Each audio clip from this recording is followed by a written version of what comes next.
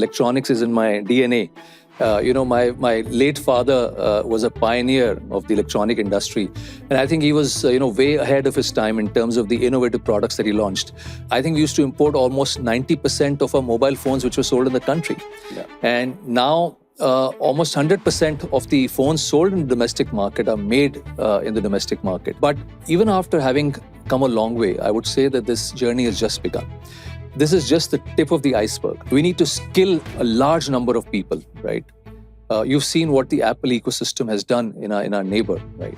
So we need that kind of skilling in India. We need to be doing our own components. We need to have a large scale. We design our own products and we skill a massive amount of people so that a large ecosystem develops and we don't have to depend on anybody else. Dixon grew at a scorching pace in the last 10 years. We're one of the companies growing at about 30% CAGR as far as our top line, EBITDA is concerned. But I can assure you that this journey has just begun, right? One aspect of China's manufacturing model that India could adopt.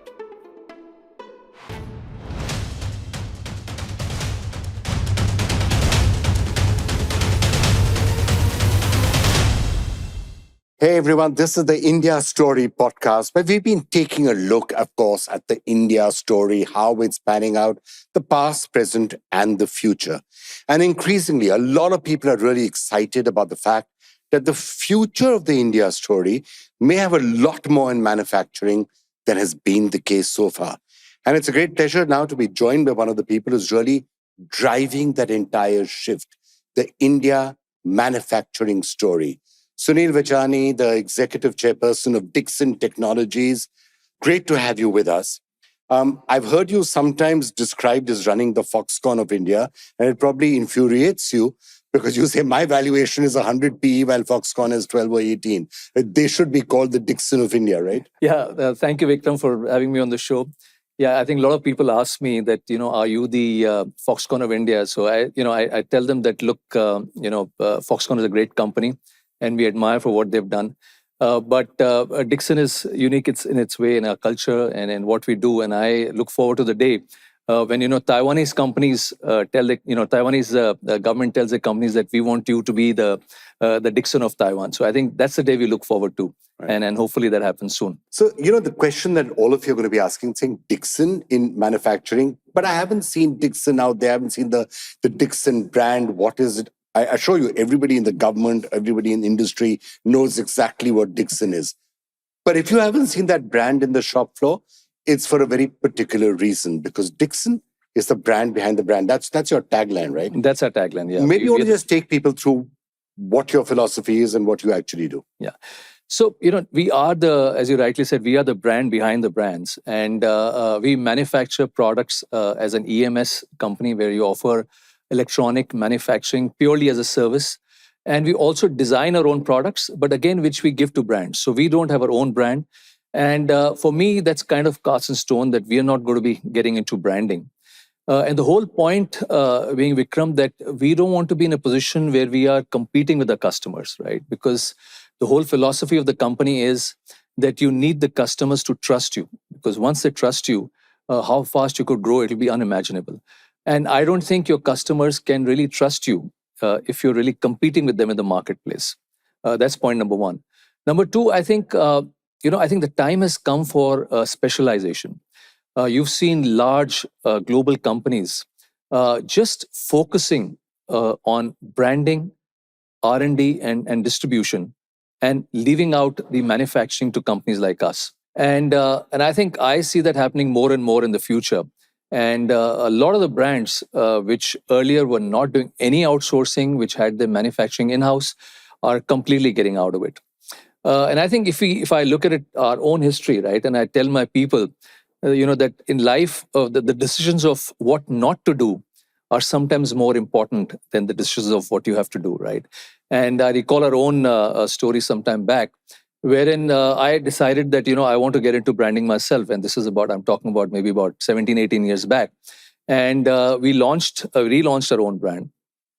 And I think, luckily for us, I realized that I need to get out of it quickly because we were not really focusing on our core areas, our core strengths. So there's a lot there which I'm going to try and unpack. But let's actually go into a little bit of the backstory, because Actually, I have known you for a long, long time, and I certainly remember the family brand Western, right? It was back in the day in Noida. You know, I think I visited the factory. Do you remember the Western TV? The old timers will remember that brand name. It's still, of course, a very, very solid brand. Used to be TV sets, and your dad, Sundar Vachani used to be the person driving televisions in India. That's right. Make in India brand and Make in India TVs. Yeah. Tell me about those days when you were a little kid watching him doing all of this, and is that where the love for electronics came in you, for starters? Absolutely. Because you then took it in a different direction. I want to come to that story too. Yeah, absolutely. Yeah, so people ask me that, how did I get into this business? I tell them that, electronics is in my DNA. My late father was a pioneer of the electronic industry. And I think he was, way ahead of his time in terms of the innovative products that he launched. And you would remember, Vikram, that he was the first person to launch color TVs way back in '83, at the time of the Asian Games. And he was also the first person to bring, VCRs into the country. So I think he was extremely passionate about the electronics industry. And I think, he ran a very iconic brand. Western was a leading brand for a very, very long time. And, I remember, in college, coming back from college, and I came back and I told my late father that, look, we have a, great business, we have a great brand, but I want to start something of my own. So he said, what do you want to do? And I told him that I want to enter, the space of EMS, of electronic manufacturing as a service, because I'd seen that happening in US, and I thought it's a matter of time that this idea really comes to India. So this is how it all started. And I know you borrowed some 15 lakh rupees from your father to say, I'm going to set this up. Absolutely. And I'm going to do this. 15 lakhs was a large amount that time, right? And I'm talking about 30 years back. Right? You came back in 93. 90, yeah, started in 93.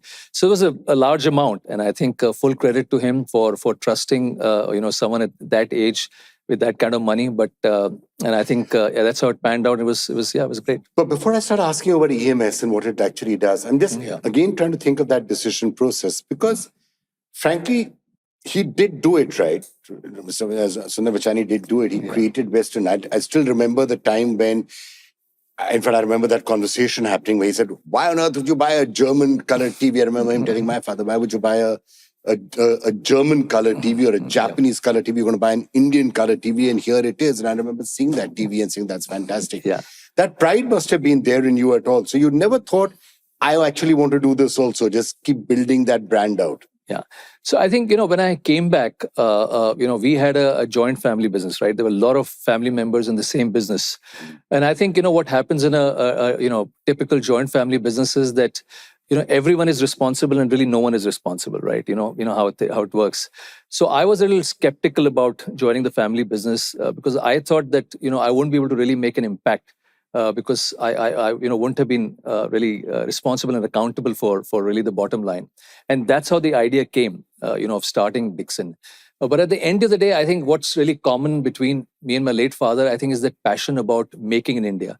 I think even today, what really drives me is that vision or the dream of making India the next hub for manufacturing, not only for the country, but I think for the world. And really, really making that tag of made in India tag, extremely popular and reliable and trustworthy all over the world. That drives me even today. So that brings me to the question of EMS, right? Yeah. Because when somebody says made in India, you think of the final product and you think of the brand and you say, is this an Indian brand or is it not? Yeah. What you thought of back in 93 was that's actually not what's required. Yeah. If all the electronic goods are these days made in China or were made in China until India and others have started to come up. Yeah. All Apple phones were made in China, but although the brand is an American brand. So that's the idea that you caught on to, right, in 93? Yeah, you see, I was seeing that trend happening, that there was a time when, I think all entrepreneurs thought that manufacturing is a sacred cow. It has to be in-house. We do not outsource manufacturing. But I saw that shift happening globally, that a lot of companies were focusing on outsourcing. So I think, if you see Apple, right, they used to manufacture in-house. They used to have this factory in Singapore. And then slowly they started working with Taiwanese companies. And I think within a very short period of time, they completely exited manufacturing. So that, gave an idea that, look, this is happening globally and it's a matter of time before it starts happening in India. And I think now you see even large Indian brands are just again doing what companies like Apple is doing, that just focusing on branding and distribution R&D, which is a core strength, and leaving manufacturing out. So EMS means what? It means that somebody comes to you. So the first thing you did is EMS. I'm going to come to your design a little later. Yeah. But when you talk about EMS, it basically means somebody coming to you and saying, this is exactly what I want. I'm giving you the full blueprint. Yeah. You make it. Yeah, absolutely. So in this case, if you're looking as an EMS company, you're working on the customer's design, you're working on the customer's bill of material, and you got to source it as per that, as per the approved vendors that they have. So that's what EMS is all about. Of course, the point here is that when you work as an EMS company, you work on very, very thin margins. The whole idea is that you work on very large volumes. It's a low margin and high volume business. So your margins is one of the problems with that. So that's when you decided to get into design. So now you want to do your own design. And then you're manufacturing it. So you're doing two out of the different pieces. So I think if you see the journey of large, EMS companies, how it's evolved, that they start off as an EMS manufacturer where you're working on someone else's design. And then gradually you make this transition to an ODM wherein you're designing your own products, right? Because if you're working as an ODM, your margins are much better. As I mentioned, you're working on double-digit EBITDA margins, high single-digit PAT margins. So I think that transition is very difficult, but I think it's that journey that every EMS company has to make. But then the next part of it is, and you said you don't want to have your own branding, you don't want to have your own distribution. Yeah. But you could argue that the real value and where the big, looking at the trillion-dollar market cap companies, Apple, for example, and others, it's because of the brand. The brand is where a lot of the value gets captured. Right. So are you not tempted by that? Now that you're manufacturing at scale, if I get my brand, I'll maybe go to double-digit, more and more PAT margins and a higher valuation. See, Vikram, I think an entrepreneur only thinks of diversification when you run out of opportunities, right? Now, if you look at the India manufacturing landscape, today we are very, very small. Now, just to put it in numbers, see the whole global market for electronics, or what we call it ICTE, Information Communication Technology and Electronics, it's about $3 trillion, right? And India is just 3% of this market, right? If you look at the global EMS market, right, that's about $1 trillion. And there again, India is very, very small, hardly 2% of that. So the point is, when there is such a large scope, right, to emerge as, let's say, one of the top global companies, why would I look at something different, right? Now, today, in terms of ranking, Dixon is, let's say, about, already about 14th, largest in the world as far as the turnover is concerned. And my vision is that Dixon needs to be in the top 10 or the top 5, right, in the next 5 years. So that's what I'm focused on right now. And I'm very passionate about that. And I honestly, like I said, for me, getting into brand, really doesn't excite me. What really gets me excited, as I said, that why can't we make India the next hub for the world? What you were too polite to tell me, and perhaps you should have told me, is, what are you talking about valuations, Vikram? Dixon ka price earnings dekha hai. Dixon is a price earnings of 97 or 100, by the way. Right. Apple is 30 and Google is 18. So you're doing fine when it comes to valuation, right? Are you? I can assure you that's really not the criteria of not getting into a brand. But yeah, but I think answering that question about the valuation, and I'm often asked that large EMS companies globally are probably trading at maybe about 15 or 20. And why should Dixon get this kind of valuation? So I think it's very clear that the investors are looking at the huge potential that is there for Indian champions to emerge as global champions, right? We already talked about how large the global market is, how small the Indian share is, and I think a lot of investors are also seeing the shift, right, that that brands are making because of the geopolitical situation, right? And I think this is not only now when the question of tariffs has come in. This happened, right, I think during the first term of Mr. Trump, right, when he was talking about China +1. So that time what happened was, I think again India was sitting on a large opportunity, but we really lost that race to Vietnam. And I think Vietnam today, if you see, for the category of products that we are in, they do an export of almost $130 billion, right? And that's almost 4 or 5x of what we do. So I think the important thing is now that there's opportunities come on with us, we should not miss the bus this time. So let's talk about that, right? Because as I was started by saying that if India is to be a manufacturing hub, and I think it's very clearly seems to be the decision that India should not only be a services economy, it should be a manufacturing economy.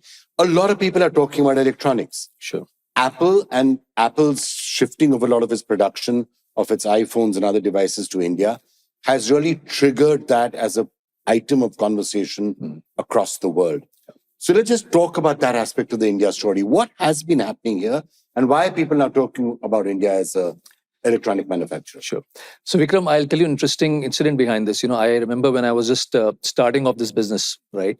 And I used to go to meet various bureaucrats, and I used to tell them that, I'm looking at getting into electronic manufacturing and manufacturing for India and the world. And they used to tell me that, listen, you've got excess money, don't waste it on this and don't waste your time. India doesn't have a future as far as electronic manufacturing is concerned. And the interesting part is that even now, 30 years hence, and after having achieved reasonable amount of success, that as what we've achieved as a country, still a lot of people talk about this, that why should India be in manufacturing? Why should India not focus only on services? And my answer is, why not focus both on manufacturing and services, right? Because we see a tremendous potential. At any other given point of time, I could have taken that argument, but not now when the whole world is looking at an alternative to our neighbor, right? And when we are sitting on such a large opportunity, right? And manufacturing has that unique potential of creating thousands of jobs, millions of jobs across the country in the smallest of towns, right? And I'll give you a small example of this. When I went to Tirupati, right, and I went for darshan, in one of my trips, and I saw that there was a time that Andhra Pradesh was really trying to push manufacturing in the country, and I decided that why not I set up a factory in Tirupati, right? Because I wanted to be close to the port. And I remember that time when we started, we started with a few number of people, but gradually we recruited almost 2,000 people. And you'll be surprised to know now almost 80% of that manpower is women, right? So it's a big social change that manufacturing is bringing. So the point is, I think the time has gone that that people start still question that should we be into manufacturing. I think the question should be asked is that how big is it going to get in times to come? How much has the change been really in the last few years? Because from being a massive importer of electronics, now there's a lot of the numbers are starting to show up in export. I'll talk about our neighbor, I'll talk about how it can be better. But just take us through what's been happening in the last few years. And to what extent are the PLIs really, the performance-linked incentives, to what extent have those been the drivers? See, Vikram, there is no doubt that we've come very far, right, as an industry, as a company, and even as a nation, in terms of electronic manufacturing. I'm sure you remember, the time we used to do that show, right, on mobile, Gadget Guru. Yes, right, yes. and it's a great show, an iconic show. So I think early days, I'm talking about that, I think we used to import almost 90% of our mobile phones which were sold in the country. Yeah. And now almost 100% of the phones sold in the domestic market are made in the domestic market. And we, as a category, mobile phone is the third largest category of exports. The exports have grown to something like almost $24 billion, right? So we've really come a very, very long way. But even after having come a long way, I would say that this journey has just begun. This is just the tip of the iceberg, right? And we've already talked about where this could reach. But I think few things that we need to do now, right, as a nation. First is build on very, very large scale, right? Because scale is the most important thing as far as global competitiveness is concerned. Second, I think what is important is that we need to create a supply chain, right? We need to get all the components here. We need to make sure that we're backward integrated. Third, we need to skill a large number of people, right? You've seen what the Apple ecosystem has done in our neighbor, right? So we need that kind of skilling in India. And fourth, we need to be designing our own products. Now we need to emerge as a products nation, right? Instead of just making in India, we need to develop products in India. So I think these are the kind of four pillars that really the focus should be on of the government and of the industry. So let's start talking about the most obvious challenge, right? Yeah. Which is, it's all very well for India to say, okay, we're going to compete with China and we're going to start doing manufacturing. Let's set aside the fact that there may be government policies and tariffs and the others which will go against China. Yeah. It's very possible that could happen, and that really throws up the opportunity. But if you are to compete, apples for apples, Sure. sorry, bad pun, but if you're literally to compete apples for apples with China, then the question of that supply chain becomes very important. Sure. Because China has spent decades doing it. It's not just that final product that is coming up. Every individual component will be manufactured close by, well knit up, well designed, well oiled machine. How do you take that on? See, I think, what we need to do as far as China is concerned, we need to compete, we need to cooperate, and we need to collaborate, right? We also need to work together, but we will be competing, when we go to global markets, when you go to US markets, right, as manufacturers. I think if you see the relationship between China and Taiwan and the companies that they have, in spite of whatever the history that they've had, they've kind of done the same thing, right? They've competed and they've also collaborated. Many Taiwanese companies have now set up, their manufacturing in China. And a lot of Chinese companies worked with Taiwanese companies to get the technology, right? If you see the area of displays, right, what we use in mobiles and laptops, Taiwan was a dominant player. Now, of course, it's all shifted to China. So I think that's the kind of similar template that we'll have to work on. I know it's a very fine line. Yeah. But the problem is that it's a template that China has itself used, right? Sure. So China did this very successfully by saying, we're going to manufacture for you. Yeah. We're going to do EMS for you. Don't worry, we're not going to compete with Apple. We're not going to compete with the Taiwanese companies. Just come here, we'll manufacture it for you. Right. And bang, what happened after that? Before you know it, China has stolen a lot of those ideas, taken that entire IP, and now have their own competing products, right? Sure. So now they have a Xiaomi up there competing head to head, or and the Chinese are aware that they did that. Yeah. So they're not going to necessarily want to allow India to come up. See, Vikram, if you see the history of nations, right, how the technology and products have moved, right? So Japan was a dominant player as far as the electronic manufacturing is concerned. Then the whole thing shifted to South Korea, and then to Taiwan, and then to China, right? And so you see what is happening in Taiwan now. So even though, now the Chinese are manufacturing phones, the Taiwanese companies, the EMS companies are focusing more on the AI servers, right? On the IT products, the laptops, right? Desktops and all sorts of IT products. So they really moved up the value chain. And I see a similar thing happening with us also. So India is going to be very, very strong in mass manufacturing.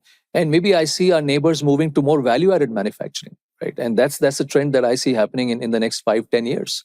And that's a natural progression of all countries. But right now, at least if you see if you read what's coming up in the papers, it sounds as if China is going to try and discourage it. You heard Foxconn, for example, saying that, we can't have these workers, they have to go back.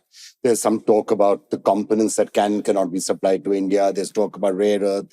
There's talk about specific machinery. Are you thinking that that's a real problem, that China is going to systematically block the rise of India? See, Vikram, in the last 10 years, if you see many nations looking inwards, right? Those days are gone that where people are looking at, large FTAs. It's now more bilateral FTAs. And I think that's happening in every country. If you look at even the semiconductors, right? Whether it's US or Europe, they want large semiconductor companies to come to their countries, right? So it's not only China which is doing this. And I think this is where India also has to, make out a strategic roadmap that we need to be Atmanirbhar, or we need to be independent, right, in the next 5-10 years. So we need to be doing our own components. We need to have a large scale. We design our own products, and we skill a massive amount of people so that a large ecosystem develops and we don't have to depend on anybody else.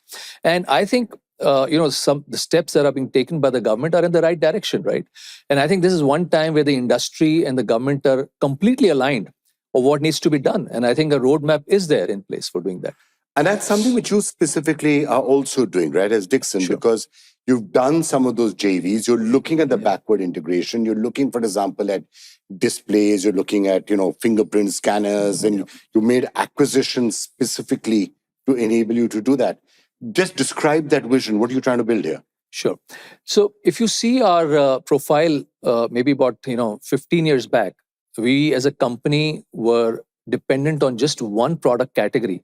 That was televisions, right? Almost, I remember, 90% of our turnover just came out of one product category. And rightly, we decided that the priority should be to de-risk the business, right? Because India market was not big enough for any one product category for us to create large scale and go backwards, right? So we decided that we need to be in multiple product categories. And that's why you see in the last many years, now we're into many, many product categories where there is a lot of synergy, and we are the number one or number two. And now having done that, having achieved large scale and leadership position across product categories, the whole focus now shifts to how do we control the supply chain. So we are very clear that we need to be manufacturing a lot of the components that we consume, and we need to make sure that we're not dependent on anybody for those components. So that's what has started now. So you see a lot of announcements that have been made recently. We are getting into high value components like the display modules, the camera modules, the fingerprint sensors, and many more announcements. Some more announcements will be made in the coming days. And of course, the final frontier will be the designing of our own products, right? And I feel that once all these things are in place, as I said, scale, backward integration, and designing, I think we will be very, very large global player, and we'll be able to compete with anybody without any subsidies. So if I could sort of interpret that a little further, you're saying that I'm not only doing the manufacturing of a product, I'm also starting as Dixon to say, I will create my own supply chain right here in India. Is that your ambition? Absolutely. And I think the objective is very clear that we need to be controlling the entire supply chain, right? Right from the high value components to small components, and maybe even look at PCBs, right? The bare PCBs later on. So we have to be in the entire value chain. And I think, that's the model that we want to build for ourselves. So I guess the benefit of that is also what it does for your margins, because if you're doing pure EMS or something, I guess your margins are what, 4% EBITDA margin or something like that. If you're doing this, then you start getting more and more of the share of the pie. Absolutely. So definitely the margins will improve. I think the moat around the business will improve. Our competitiveness as far as the global markets is going to improve. And I think, even when we talk to our investors there, I think also agree with us that this is the right strategy and this is the right way forward. So and we're very confident of this. But you're going to have to invest, right? Are you daunted by the amount of investment? You seem to be opening a new plant or a new factory every 2 days. So I think, that's what the question that we are asked by investors, that, so far they've seen amazing numbers as far as the return ratios are concerned. So I think we're one of the few companies which has an ROC of 30-35% plus. And the great thing is that we have maintained this right over the last few years. And the questions that investors ask, that is this sustainable, right? Are these return ratios sustainable once you get into the components business? The answer is a definitive yes, right? Because one, we'll be having better margins, as you rightly said. And we'll be very mindful of the kind of investments that we are making, because as a company, we are very frugal. So we're very, very particular about a capital allocation. So I think we've assured our investors that, the return ratios that you see now are going to be maintained, could get even better in times to come. Wow. One of the things that was been driving this entire electronics boom was the PLI, right? Where the government gives incentives for production. Now, there is a sunset, obviously, and the sunset is not very far away. Although the government is talking about further PLIs and it's extending them that now to components. So the fact that you're moving back into the supply chain, looking at components, is it driven to some extent by that PLI factor or no? See, when you look at the question of PLI, and people ask me, has PLI scheme been a success? And should it, like you said, should it be given an extended run? To my mind, I think the PLI has been a resounding success, right? It's created a huge number of jobs, almost 1 million jobs that have been created in the mobile manufacturing space. We've created incremental turnover of almost about $30 billion. Our exports have jumped 8-fold. So I think the scheme has done phenomenally well, right? And also, most importantly, we've also managed to attract very, very large, global value chains into the country. And these GVCs could produce astonishing results in times to come. So I think as far as PLI is concerned, it's met some of the objectives. But according to me, it's still work in progress. And this is what we've been recommending to the government, that we need an additional and extended run, maybe for another 3 to 4 years, till the time we're really independent and we really achieve the objectives. And to answer your second question, I think the PLI for components is very timely. And what the PLI for components will do is not only create a component ecosystem for mobiles, but for all other industries. So to give you an idea, now we're looking at a display fab. And, it's very interesting that now we're talking to a lot of automotive customers, because now a lot of cars and two-wheelers are all about large displays, right? So this component ecosystem is going to cater to a wide, range of industries, which is going to be great for the country. So just talk to us on, because the PLI is such an important part of it, and I know the government says that we've really been able to kickstart the entire manufacturing sector by these PLIs. How much of an impact does it actually make? Like Dixon itself, would you be expecting in the 2-3 year period, what, 4,000, 2,000 crores or so PLI receipts? I mean, actually, that is your EBITDA, I guess. So to that extent, it is important. See, when you look at the receipts, that's not a right metric to look at, because a lot of the PLI gets passed on to the customer, right? Yeah. A very small percentage is retained by the company. But I think what is very important to look at is that the PLI that has come to the Indian companies and which the Indian companies have retained has been put back into the ecosystem. So Vikram, you would have seen from the balance sheets, right, that we've really made large investments in the last 5 years, and you've seen the announcements that have come in. Large investments are yet to happen, right? And this has been possible, and we've not really, in terms of debt, we're a kind of a debt-free company, right? So this is all the money that has been received from PLI, our share, has been plowed back into creating a component ecosystem, into strengthening the company. And I think that's very important for Indian champions. So if you see, in the last, let's say, our history and experience of last 15 years, a lot of the Indian companies did not really reinvest, right? And I think that still remains a problem when we talk about innovation. But I think what we have done as a company is we've kind of reinvested the PLI money back into creating a component ecosystem, I think, which hopefully should bring results in the times to come. No, and I'm sure the government would be happy to hear that, because there's nothing like if the government wants to put in policies to encourage industry, if it's actually working and driving investment, that, I guess, is what their goal is, in the first place. Let's talk about the states, because in addition to whatever the center would be doing, states are also seem to be fighting hard now and competing to get people to set up plants. I mean, some states have been very successful, like Tamil Nadu, for example, and others where a lot of units are being set up. You got plants everywhere, right? 24 plants. 24, that's right. Describe that to us. How are the states trying to attract companies to come in? I think, to my mind, this is one of the most significant changes that is happening in a country. I remember, we used to visit China, I'm talking about many years back, and any investor who used to go to China and used to talk about putting up a factory, the entire machinery used to come to you and say, what do you want? And we saw that in India, it was very difficult to set up factories. But, you've seen that also, Vikram, that there's been such a massive change now that, like you rightly said, states are now competing with each other. And when we go to, states, right, now they tell us what can we do, right? We're going to give you one person who's going to look after the entire process for you. It's going to be seamless. There's going to be single window, right? Our disbursements, will be seamless. So I think that's a big change that is happening. And I think that's a change that is going to, bring about a huge, massive thing in manufacturing also. So I want to actually dwell on that a little bit further. Yeah. This show is all about accelerating the India story. Yeah. So I'm glad to hear all of this is happening. Yeah.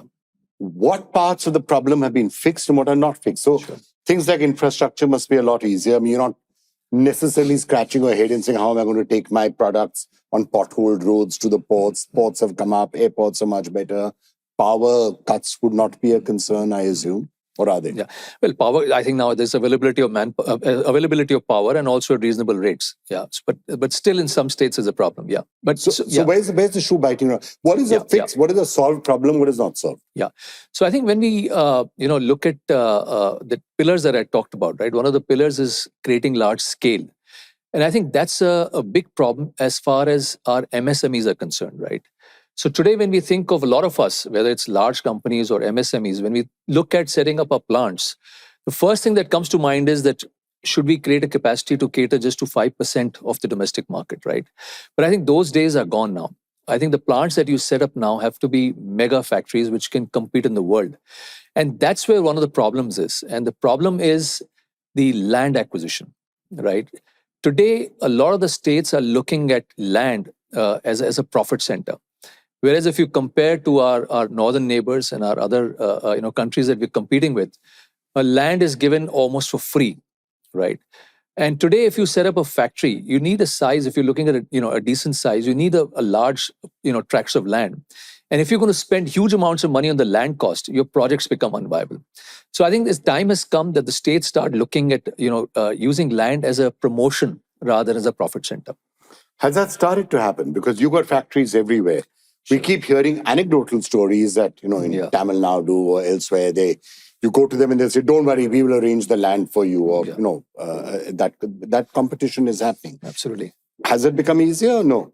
It's become a lot easier. And I think something very positive that we saw in Andhra Pradesh, they just announced that they're giving a large tract of land to TCS for just one rupee, right? It's almost like for free. And I think this is what needs to be done in manufacturing, because if that gets taken care of, you'll see a lot of projects becoming viable. More importantly, you'll see a lot of MSMEs coming and investing in the country. So today, if you see the investing that is happening, the front-end investing that is happening by large corporates. A very few MSMEs are coming and investing. So that's a big worry for the country. So I'm confident that once we change our policy on the land acquisition, I think we'll see a lot of MSMEs also coming and investing in the country.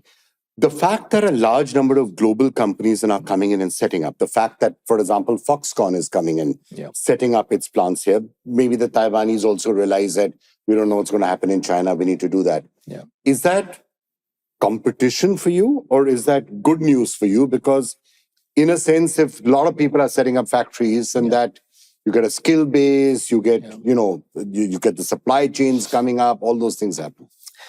See, I think, the way I look at electronic manufacturing, right? Electronics is not just a vertical. It used to be a vertical, but now it's a horizontal, right? Electronics is touching almost every industry that we can think of. Whether you talk about automotive, you talk about defense, you talk about medical electronics. So there's going to be a huge demand, right, for electronic manufacturing across these categories. So I think there is a very large market for all of us. But of course, competition coming in also means that Indian companies, right, we need to be now more focused, right, on our efficiencies, right, on our productivities, on our digital transformation, right? Because Vikram, the way I see it, the factories, the future 5 years down the line, 10 years down the line are going to be completely different to what we have now, right? So Indian companies will really have to evolve, right? What got us to this position is not going to take us to where we want to go, right? So unless you make that huge pivot or that change, we won't be able to compete. And I think we're very mindful of that. So to that extent, if you say our real goal is China +1 and India is the +1, it's not it's not Vietnam, it's not Indonesia, it's India. We are the +1. Right. Is that therefore Foxconn coming, others coming, everyone setting up factories? Does it make your life easier? I think is the point I'm trying to ask. Because you'll find it easier to get the supplies, you'll get the supply chain set up. Absolutely. You'll find the skilling. Absolutely. So I think you'll see that once these global companies are coming, right, they also bring the suppliers into the country, which is great. Because as I mentioned, we really cannot be large exporters of these products if we don't have the supply chain. We need to skill our people also. So I think it's going to be extremely positive, these large companies coming. But at the same time, Indian companies will also need to transform themselves to be able to compete with these large companies. There's a bit of a sense that there's a slight south-north divide when it comes to manufacturing, that the South has sorted it out. There are lots and lots of these factories coming up. They've figured out how you're going to train people, how you're going to do a lot of the things that you need. The North, not so much. Yeah. You, however, one of the people who's still continuing to bet on where your family's origin, in a sense, was when it comes to manufacturing, which is Uttar Pradesh and other such states. So, you see, I know a lot of people say that, South has really got, the major share as far as the new FDI is concerned. But I think if you look at the numbers, Vikram, you'll be surprised to hear that almost 55% of the mobile phones sold in the country are made in the state of UP, right? Almost 5 large brands have their factories in UP. And I think as a state, I've seen a massive transformation in the state of UP, right? In terms of law and order, in terms of permissions, in terms of ease of doing business. And, at one time, we used to hardly have any, female workforce in our factories. And almost none as far as night shift is concerned. And now it's in factories in Noida, we have women workforce, maybe 70-80% in the day shift, and a large number of workforce even in the night shift. So that's a massive change that has happened, right? Yeah. That manufacturing culture, you were talking about training of people. India figured out, okay, we need to figure out, we can do services very well. Yeah. What you need to be an efficient manufacturing worker or a good in manufacturing worker, has that change started to come, the skills that are required? I think a lot needs to be done, right? We are seeing a change, but the change is very minuscule. And I think a huge effort needs to be put in skilling. I don't know if you recall, the time when, private banks were coming into the country.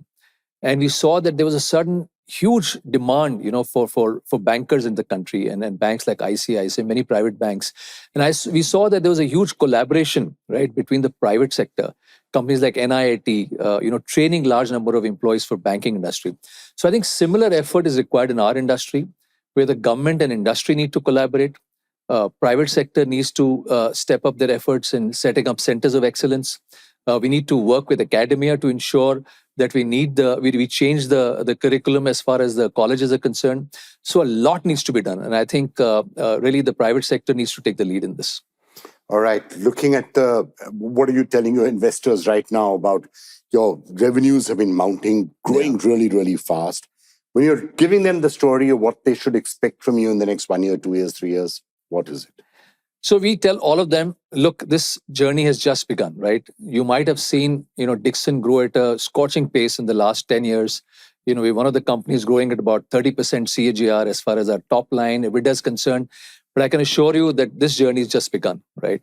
Because so far what we've done is cater to very, very small percentage of the domestic market. If you look at, I'm just taking an example of the IT hardware industry, right? Where the entire demand of $15 billion or so is being met by imports, right? That's such a low-hanging fruit, right? The first thing that needs to be done, that the entire consumption of IT products, laptops, everything that we sell should be produced in India, right? So if you just meet the domestic demand itself, it's a huge potential. And then, of course, we have the India-US FTA, which is going to be a game changer, right? As I mentioned, that US imports mobile phones worth $80 billion, IT hardware worth almost $60 billion. So it's going to be a massive, massive opportunity. So turning to tariffs then, as I end this up, I mean, is the level of tariff what is really important? Yeah.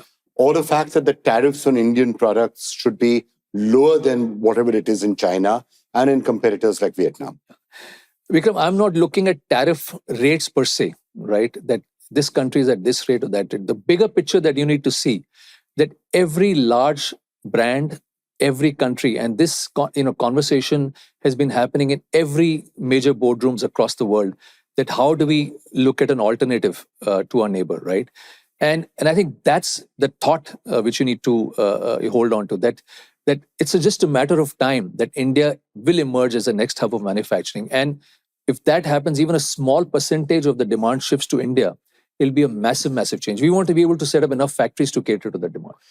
And the fact of the matter is that if the tariffs in India are lower than they are in other countries, it makes that argument a very simple argument. Because India's got it's a game changer. It's got the 900 million workforce. It's got that 1%. The costs are relatively lower. The wages are lower. If factories are being set up and if tariffs are lower, then it becomes a no-brainer. One of the issues has been that whenever we talk about manufacturing, a lot of the economists said that, listen, you can say anything, but the point is that India's share of manufacturing to GDP has actually come down. Yeah. And I feel that if these kind of FTAs are signed, it's going to be a game changer and we'll see a huge shift in the numbers. That's my prediction. Just the US or the European Union also? I think all of them, right? All of them coming together and people shifting en masse to India. Of course, a lot needs to be done, right? It's not going to be a cakewalk. And as I said, that we need to cooperate, with a lot of companies, with a lot of countries. But I see this emerging as a huge opportunity. All right, let me end with our usual rapid fire section where I just fire something to get a quick answer from. Sure. So if you had to change one policy. Do I get something at the end of it? Like with... Not necessarily, unfortunately, but it's not exactly coffee with Karan, although there's a nice mug out there. But right. Still, we'll do a rapid fire. Yeah. So if you had to change one policy to make manufacturing easier in India, what would it be? Land acquisition policy. Okay, land acquisition. Best advice you ever received about scaling a business? Just believe in yourself and believe in your people. Okay. Which city in India do you believe has the most potential for manufacturing growth? Well, right now our main manufacturing is in Noida, so I would put Noida at the forefront. Okay, Noida, and you're still betting on the state of Uttar Pradesh, Absolutely. which is where the family's origins, in a sense, are from manufacturing. Well, you're getting me into trouble by saying that, but No, there are lots of states. there are lots of states which are doing an amazing job, but it's just that a lot of our factories started there, and it's a market which is very large for mobile manufacturing. Okay, what's one goal that you want to achieve next year? Trust of our customers. If you had to pick one, what would you say is Dixon's biggest success so far? It's our people. Okay. Our team. Fine. One aspect of China's manufacturing model that India could adopt? I would say scale, skilling, and design. More than one. Scale, skilling, and design. That's right. That's what China has done really Absolutely. correctly. Yeah. A tip you'd give someone just entering the manufacturing business in India? I would say that you need to believe in the manufacturing story. You need to believe in yourself, and you need to believe that you can get it done. And there's a huge opportunity waiting for you. Right. You've been a big winner. And of course, Sunil, in mobiles and number of products, white goods are there also, entering the hardware space. And next generation is looking at that really closely. Yeah. So which ones of these are you the most excited about? See, I think, one is in terms of numbers. If you see, I think the mobile piece is obviously the largest, right? Out of the total, just to give you a perspective, the total Indian market size of all these product categories put together is about roughly $120 billion, out of which mobile is about $40 billion. So that's obviously the largest piece. The second is the IT hardware, which is about, as I mentioned, about $15 to $17 billion. So I think we are hugely excited about these two product categories. But even if you look at other product categories like telecom, there's a huge market globally, right? Needs to be catered to. So I think I'm just excited about the opportunity that exists in front of us, not just about the products, but about making India the next products nation. Right. So you went to your father, Sunil Vachani, and said, I'm going to take this business in a completely different direction. Yeah. Has your son, who's now in the business, come and said something similar to you yet? Or are you waiting for it? So honestly, I think to give you an honest answer, he keeps telling me that I want to do something on my own like you did, right? Because I've often narrated the story that I went to my father. He said, I want to do the same thing. But I think I've been a little selfish on that. And I told him, I tell him that, listen, you need to be here to help me out. It's just a matter of time how long I can hold on to this. It needs to be seen. Well, I know that your dad would be watching everything that you're building right now and saying, I'm glad I allowed him to do that. Yeah. Sunil Vachani, it's such a pleasure. Thank you, Vikram. Thank you. Bye. Hi, I'm Sunil Vachani, Executive Chairman of Dixon Technologies. I think we as a country and as an industry in the electronic industry are sitting on a huge opportunity of making India the next hub for manufacturing for India and for the world. Watch the India Story podcast with Vikram Chandra to know all about this, our plans for the future, and how we plan to make India the next hub for manufacturing for the world.